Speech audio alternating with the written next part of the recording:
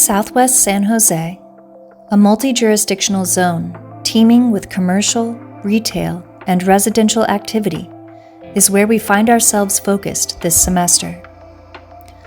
Approached by Vice Mayor Rosemary Kamei, our class has developed a preliminary set of existing conditions with a keen focus placed on the potential weight of jurisdictional stakeholders, the confluence of several heavily trafficked roadways, and a set of proposed developments planned in the coming years. Today, our study area is a bustling commercial district, home to large shopping centers, business parks, and eateries. This zone attracts thousands of visitors a day. Crisscrossed by major arterial roadways and covered in large, often underused parking lots, these car-dominated streets make the residents of this area no stranger to traffic congestion and noise.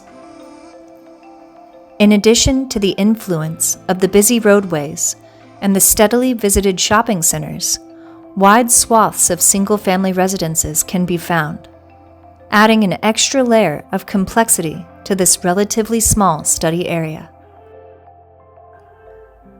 What we have been calling the Three Places is an area made up of the cities of Saratoga, Campbell, and San Jose. And while these three cities have their own governing bodies, there is little in the study area to help distinguish one from the other beyond the local street signs. In addition to these cities, Santa Clara County, local school districts, and transportation agencies such as VTA and Caltrans only add to the tapestry of complications when it comes to coordinating planning efforts in this area. According to average daily traffic count data, 25,325 drivers pass through the corridors each day, making automobile travel by far the most commonly used mode of transportation. The merging of four main travel arteries within the study area, including Saratoga Avenue, Prospect Road, Campbell Avenue, and the county-owned Lawrence Expressway, results in multiple periods of traffic congestion every day.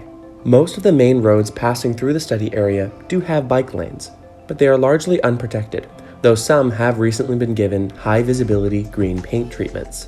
Some portions of the bike network also have painted buffers to separate cyclists from vehicular traffic lanes, which are lined with flimsy vertical delineators. Cycling within the local transportation network is very challenging, but there exists a lot of potential for improvements to increase connectivity and safety. Auto-oriented design of the area makes its pedestrian infrastructure feel like an afterthought. Although sidewalks are present along most streets in the study area, infrastructure for other modes often encroach on the pedestrian right-of-way, including bus stop furniture, auto-oriented street lighting, and utility poles and boxes. The presence of sidewalk obstacles and lack of crosswalk features to promote pedestrian safety and comfort makes for an overall unpleasant walking experience. Through a partnership with local jurisdictions, the Santa Clara Valley Transportation Authority is responsible for public transit operations in the study area. Detailed documentation of the bus stops along the major arterials revealed inconsistencies and gaps in the quality of bus stop infrastructure. The area is home to a diverse international community of residents and families of all ages. Within our 3/4-mile study area radius, there are roughly more than 13,000 residents, including many seniors and children. While no single culture predominates in this area, the origins of those living here are colorful and varied. With the exception of local places of worship and a few small community parks, there are limited places for residents to gather and form community connections. We can see the diversity of the area reflected in the many multicultural dining destinations and small local businesses. However, the area predominantly showcases large chain retail and restaurants. The surrounding area is mostly made up of suburban single-family homes, a majority of which were built during the 1950s and 1960s.